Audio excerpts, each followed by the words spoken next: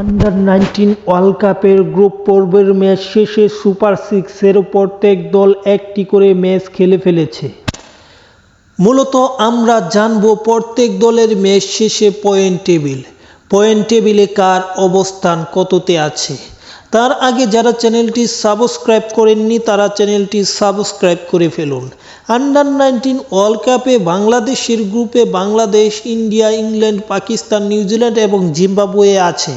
মূলত Bangladesh, Zimbabwe, England প্রত্যেক দলে একটি করে ম্যাচ খেলেছে, তাই জানবো মূলত পয়েন্ট টেবিলে কাদের অবস্থান কত।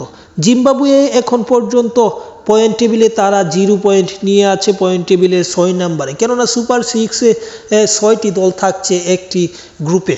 অপরদিকে পয়েন্ট টেবিলের 5 নম্বরে আছে নিউজিল্যান্ড, তারা মূলত 1 পয়েন্ট পেয়েছে, একটি ম্যাচ পাকিস্তানের বিপক্ষে হেরেছে সুপার সিক্সে।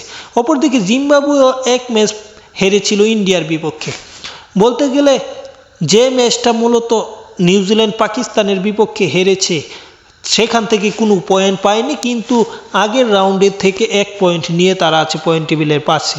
অপরদিকে বাংলাদেশের সমীকরণটা একই বা বাংলাদেশের কথা একই, রান রেট এগিয়ে থেকে মূলত পয়েন্ট টেবিলের 4 নম্বরে অবস্থান করছে 1 পয়েন্ট নিয়ে বাংলাদেশও একটি ম্যাচ খেলেছে, যে ম্যাচটিতে ইংল্যান্ড যুবাদের বিপক্ষে হেরেছে ব্যাপক ব্যবধানে।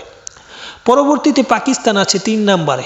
বলতে গেলে এখন পর্যন্ত পাকিস্তানের একটু সুযোগ আছে এই টুর্নামেন্টে খেলা, কেননা সেমিফাইনাল খেলা। পাকিস্তান এখন পর্যন্ত সুপার সিক্সে 1টি ম্যাচ খেলেছে এবং সেখান থেকে 2টি পয়েন্ট নিয়েছে, এবং পাশাপাশি আগের 2টি পয়েন্ট ছিল মূলত 4 পয়েন্ট, এখানে 2 পয়েন্ট দেখাচ্ছে, কিন্তু পাকিস্তানে মূলত 4টি পয়েন্ট সংগ্রহ করতে পেরেছে। অপরদিকে পাকিস্তানের যদি পরবর্তী ম্যাচ জিতে তাহলে সমীকরণের মাধ্যমে মূলত সেমিফাইনাল খেলতে পারবে, সেক্ষেত্রে পাকিস্তানের পরবর্তী ম্যাচ ইন্ডিয়ার বিপক্ষে। এবং পয়েন্ট টেবিলের 2 নম্বরে আছে ইংল্যান্ড, তারা 6 পয়েন্ট নিয়ে আছে পয়েন্ট টেবিলের 2 নম্বরে, এবং শীর্ষে আছে ইন্ডিয়া।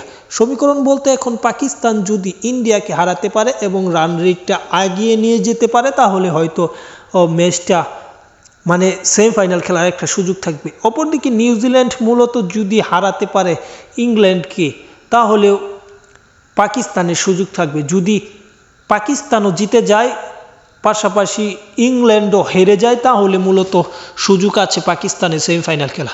অপরদিকে যদি ভারত হারে তাহলেও পাকিস্তান জিতলেও, অপরদিকে ইংল্যান্ড জিতে গেলেও মূলত পাকিস্তানের সমীকরণটা মিলবে না, কেননা রান রেটে ভারত ব্যাপক এগিয়ে।